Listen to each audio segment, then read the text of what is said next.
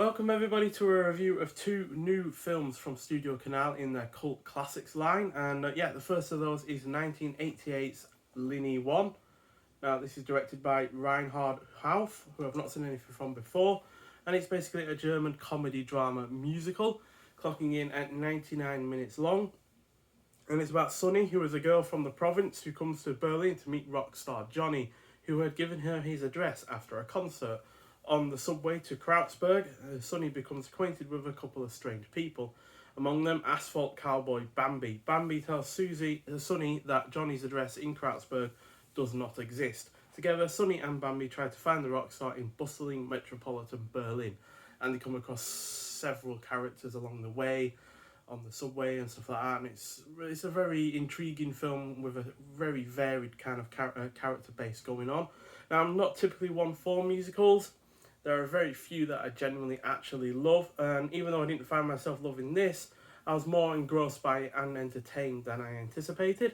The cast is also good. I like the setting, since it is not only just set in Berlin, but also not set just before the fall of the Berlin Wall, so it's quite a social upheaval moment in Berlin and Germany on the whole. And it is also well paced. Most of the songs are well done. The cinematography is on point. The production is solid, and it has some thematic weight to it, especially in terms of the older generation coming to terms with the current situation, and the newer generation either not forced or dealing with it in their stride. So it's overall well done, but like I said, I'm not a massive fan of musicals, so therefore it's not really my kind of genre. But you do get a nice slipcover with it, which has the same artwork as the normal case.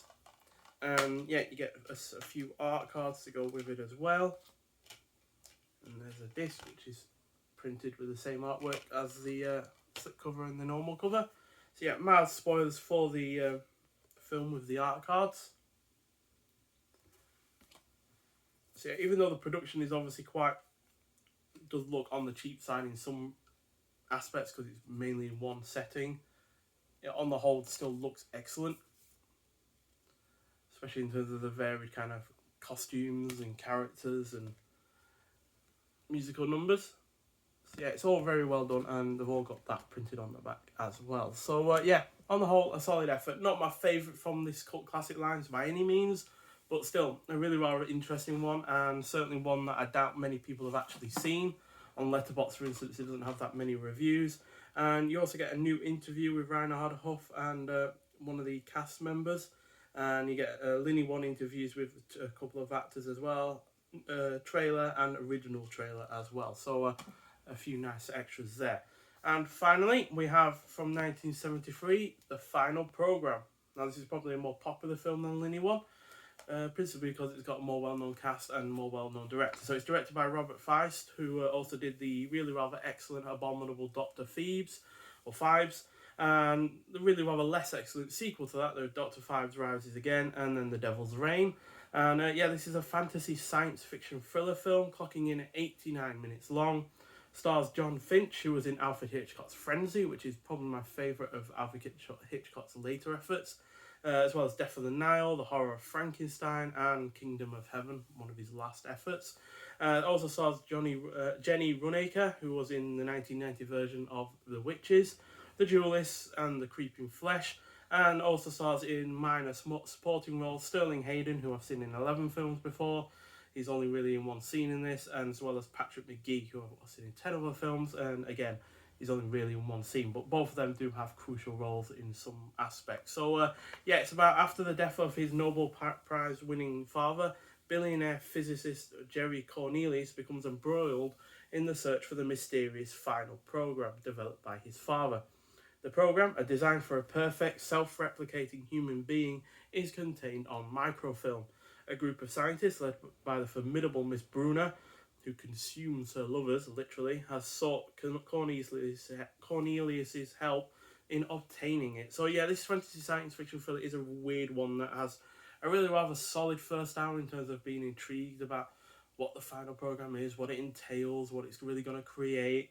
And then it's really interesting as well in terms of the world that it's inhabiting and the characters and all that lot. But ultimately, it fails to stick the landing in its finale. But that said, the cast is really good. Its weirdness helps make it engrossing, despite the plot being relatively depth-free.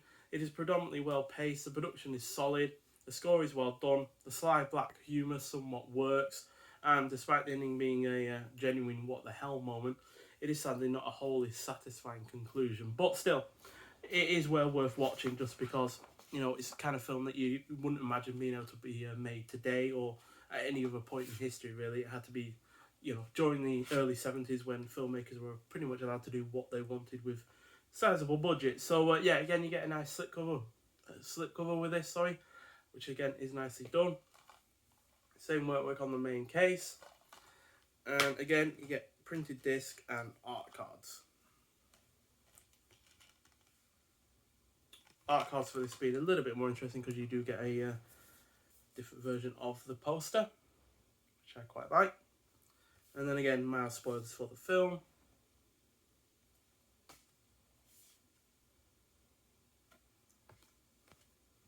And there we go. So yeah, again, you get you get some nice special extras on this. You get a new interview with actress Jenny Raynaker.